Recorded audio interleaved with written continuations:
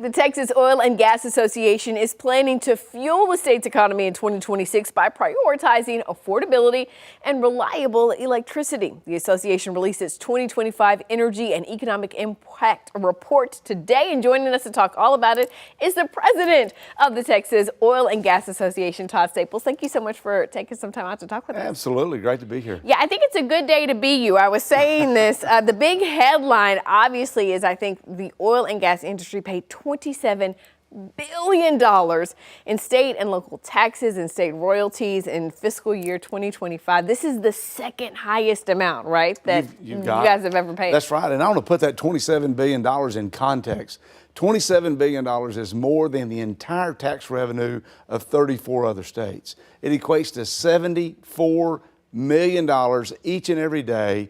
That's paying for roads, it's paying for schools, it's paying for universities, it's paying for first responders. You don't have to live in the middle of the oil patch to benefit from this type of economic activity. And it's all possible, actually, because of 500,000 men and women who have a direct job that get up every morning before the sun to deliver the products that Texas depends on.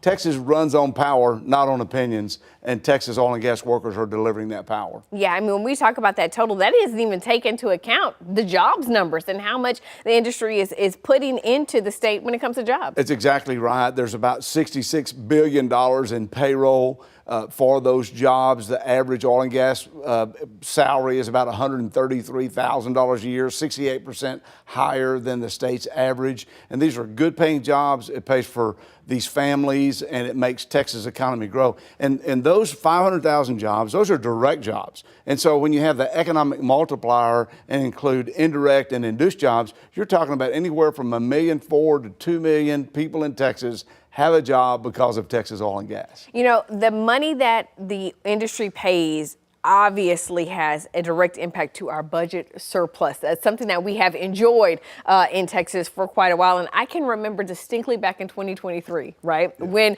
the oil and gas paid what was then the highest total in Texas, and that was $25 billion. And you said, very cautiously, you said, don't get used to this. Growth is not guaranteed. This is not necessarily going to happen again, but here we are, and it's happened. It's happened again. And I think what it's a result of, because you've seen the headlines about there's this glut, there's all this uncertainty across the globe, but the reality is Texas producers are continuing to produce lower number of rigs and higher productivity. And it's because of innovation and technology. I like to say that modern day oil and gas companies are really innovation and technology companies, because it's this innovation and powering transformative new technologies that are making us competitive globally and worldwide. And so where do you see that going in 2026? Well, we know that the estimated demand globally is going to continue to increase. We've had some little adjusting to market conditions globally here this year, but we feel strongly that 2026 is going to have some more adjustments. But beyond that, the long term is very positive, and what we're seeing today are just temporary adjustments. The long-term forecasts are very good. When we think about demand, though, we know there's a growing demand as we see more AI data centers looking to call Texas home.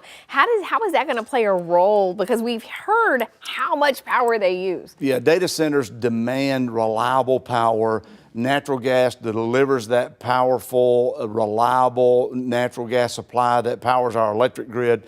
And the good news is we have more natural gas produced in Texas than we can ever use. And so we have so much that we can export that product through LNG facilities worldwide. And we have the capabilities through our producers and through the deposits that we have here to produce any more. So we're hopeful that the PUC will continue to make good decisions to attract these types of jobs and investments in Texas, and we've got plenty of gas. Every Texas consumer can know that there's enough natural gas to do the job here in the Lone Star State. I cannot have you here and not ask you, though, about Venezuela. Sure. When you're hearing the messages coming from the White House about having U.S. companies really go in and restart that country's oil infrastructure, how do you think that could impact Texas? Well, in a couple of ways. Texas is home to the world's leading oil and gas companies. They produce oil and natural gas all over the world. And so if Venezuela's business climate, their legal structure, and their whole way of doing business gets settled, you can have some companies that potentially make some investments there. But Venezuela was producing at their peak 3.5 million barrels of oil a day. That's declined because of a lack of investment and degradation of infrastructure to less than 1 million barrels a day. Put that into context, Texas all by itself, 5.8 million barrels of oil a day. Wow. But if it gets straightened out, our companies might look at that because that's what they do all over the world. The immediate benefit, though, I think could be the fact that the type of oil that's currently already being produced in Venezuela complements what we do here in Texas. It's a heavy grade oil, and Texas is home to 1/3 of our nation's refining capacity, so we can blend that oil. Consumers can benefit by having access to that, and we can all be winners and have that access to that oil that's currently being produced right here in the Lone Star State, used in our refineries, continue to power the Texas economy. Yeah, something that we're certainly going to be continuing to watch. Todd Staples, we thank you so much for taking some time out to talk with us. Great to be with you. Thank you. All right,